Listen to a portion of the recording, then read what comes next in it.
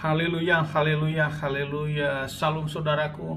Ratapan 3 ayat 22 sampai 23. Sebab kebaikan Bapa Yahweh itu tidak pernah berhenti, rahmatnya tidak pernah berkesudahan, selalu baru setiap pagi. Kita kembali mengucap syukur saudaraku, kita bisa bangun pagi kembali pada pagi hari ini. Sesungguhnya semuanya oleh karena kebaikan dan rahmat Bapa Yahweh di dalam kehidupan kita dimanapun kita berada saudaraku.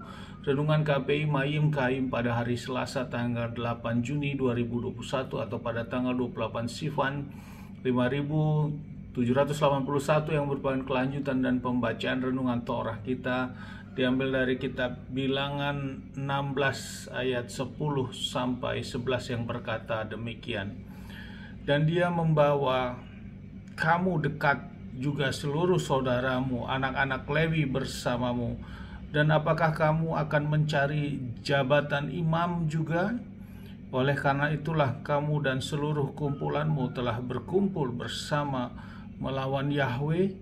Lalu Harun, siapakah dia sehingga engkau bersungut-sungut menentang dia? Saudaraku, perikop dalam bacaan firman kita pada pagi hari ini adalah tentang pemberontakan Korah.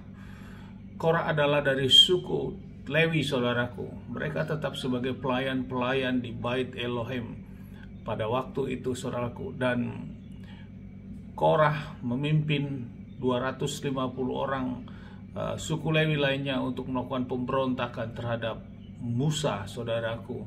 Karena dia menganggap untuk apa lagi kami dipimpin oleh Musa, karena mereka juga menganggap bahwa hidup mereka sudah berkenan dan kudus di hadapan Bapa Yahweh. Disinilah Bapa Yahweh memberikan hukuman kepada Bani Korah atau kelompok yang dipimpin oleh Korah ini saudaraku. Dan hukumannya tidak main-main saudaraku. Mereka akhirnya seluruhnya, Bani Korah dan 250 beserta kemah dan anak istrinya semuanya ditelan oleh bumi. Bumi tanah terbuka dan mereka masuk hidup-hidup saudaraku dan ditelan oleh bumi.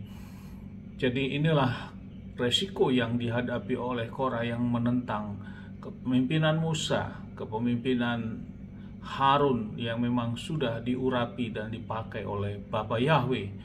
Saudaraku, bila kita renungkan hal ini di dalam kehidupan kita, di dalam gambaran ini sama seperti halnya kehidupan di dalam pelayanan saudaraku.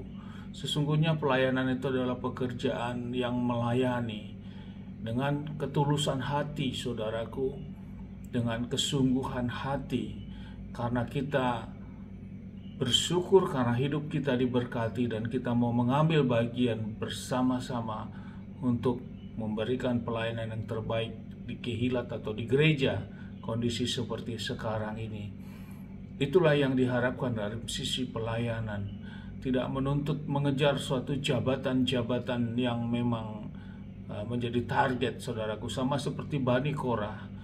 Dia dari suku Lewi, namun dia mengejar suatu jabatan, bahkan menjadi pemimpin bagi bangsa Israel, karena dia tidak menganggap lagi terhadap Musa dan Harun, dan dia menganggap bahwa dirinya juga sudah kudus dan berkenan ke hadapan Bapa Yahweh. Di dalam kehidupan beribadah ada otoritas saudaraku. Bagaimanapun keadaan pemimpin atau gembala di situ, dia memiliki otoritas yang sudah diberikan saudaraku. Tetap harus menghormati dan menempatkan dia sebagai gembala. Sebagai pengerja-pengerja yang lain tentu membantu dalam pekerjaan pelayanan ini dengan penuh ketulusan hati saudaraku. Karena kita berhadapan dengan otoritas Bapa Yahweh, tidak ada yang tersembunyi di hadapan Bapa Yahweh. Apalagi memikirkan pemikiran bahwa pelayanan itu mengejar suatu jabatan, mengejar suatu penghargaan, mengejar suatu pengakuan oleh jemaat bahwa dengan adanya orang tersebut maka Kehilat atau gereja itu dapat berjalan. Kalau tidak ada orang tersebut, gereja itu akan berhenti, demikian saudaraku, dan menempatkan posisinya mengejar seperti itu. Hal ini tentu salah besar saudaraku. Sama seperti Bani Korah, kelompok Korah ini yang tidak menghargai terhadap pemimpinnya yang memang sudah membawa mereka mulai dari Mesir mulai dari awal sampai mereka berjalan di padang gurun, dan kebesaran kemuliaan Bapa yang turun terhadap seluruh bangsa Israel melalui keperkenanan dan otoritas yang diberikan kepada Musa dan Harun. Dan ini terjadi, saudaraku, yang dilakukan oleh Bani Korah. Seperti renungan terdahulu bahwa memang perjalanan bangsa Israel ini merupakan perjalanan sama seperti dalam perjalanan kehidupan kita di muka bumi ini. Dan ini juga masih terjadi di dalam kehidupan di pelayanan-pelayanan di gereja-gereja.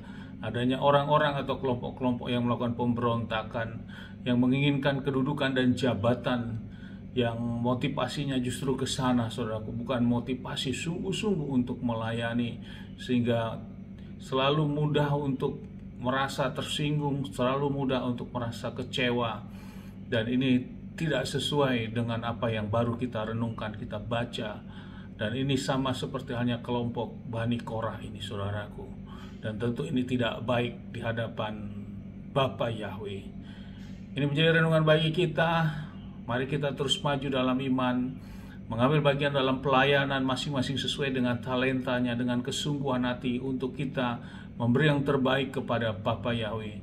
Percayalah, Bapa yang akan melihat jerih lelah kita tidak akan sia-sia, bukan hanya di bumi, bahkan kelak di Samayim atau kelak di dalam kehidupan penghakiman nanti, semuanya akan diperhitungkan oleh Bapa Yahweh. Amin, haleluya. Sukses besar buat kita, maju terus dalam iman, tetap kita berjuang. Dari tempat ini saya berdoa, Bapa yang memberkati dan melindungi kita, Bapa yang menyinari wajahnya kepada kita dan memberikan kita kasih karunia, Bapa yang menghadapkan wajahnya kepada kita, memberikan kita damai sejahtera. Apapun yang kita kerjakan, apapun yang kita lakukan sepanjang hari ini, semuanya menjadi berhasil, dan kita orang percaya tidak akan dipermalukan. Amin, haleluya. Shalom, saudaraku.